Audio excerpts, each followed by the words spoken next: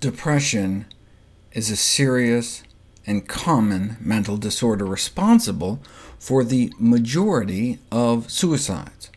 But as I already covered, intakes of fruits, vegetables, and naturally occurring antioxidants have been found to be protectively associated with depression. So, they concluded, it may be possible to prevent depression or to lessen its negative effects through dietary intervention.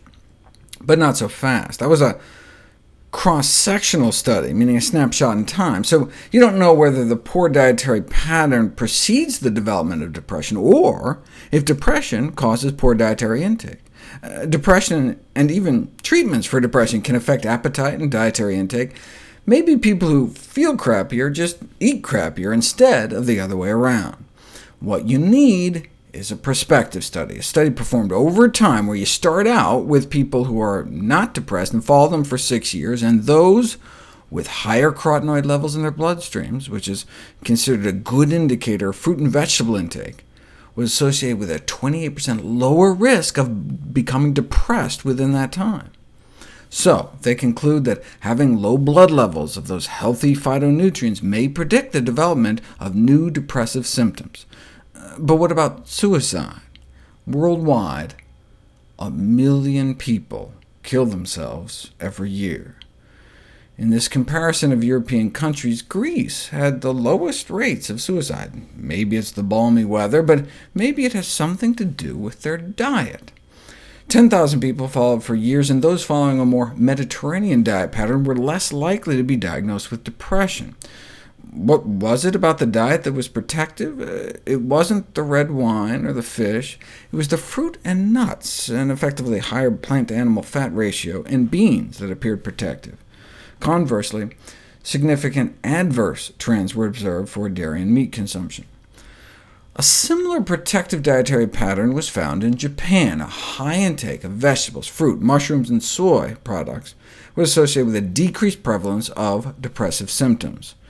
It was not characterized by a high intake of seafood. 100,000 Japanese men and women were followed for up to 10 years, and they didn't find evidence of a protective role of higher fish consumption or those long-chain omega-3s, EPA, and DHA against suicide. In fact, they found a significantly increased risk of suicide among male non-drinkers with high seafood omega-3 intake. This may have just been due to chance, but a similar result was found in the Mediterranean.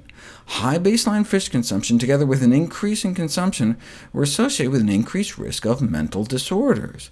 One possible explanation could be the mercury content of fish. An accumulation of mercury compounds could increase the risk of depression. We know that mercury in fish can cause neurological damage, such as negative effects on Alzheimer's disease, memory loss, autism, as well as depression. So the increased risk of suicide among persons with a high fish intake might be attributable to the harmful effects of mercury in fish. The big Harvard cohorts found similar results. Hundreds of thousands followed for up to 20 years. No evidence taking fish oil or eating fish lowered risk of suicide, with a trend towards even higher suicide mortality. What about for the treatment of depression? Neither EPA or DHA appeared more effective than just sugar pills. And the same can be said when one puts all the trials done to date together. We used to think omega-3 supplementation was useful, but several recent studies have tipped the balance the other way.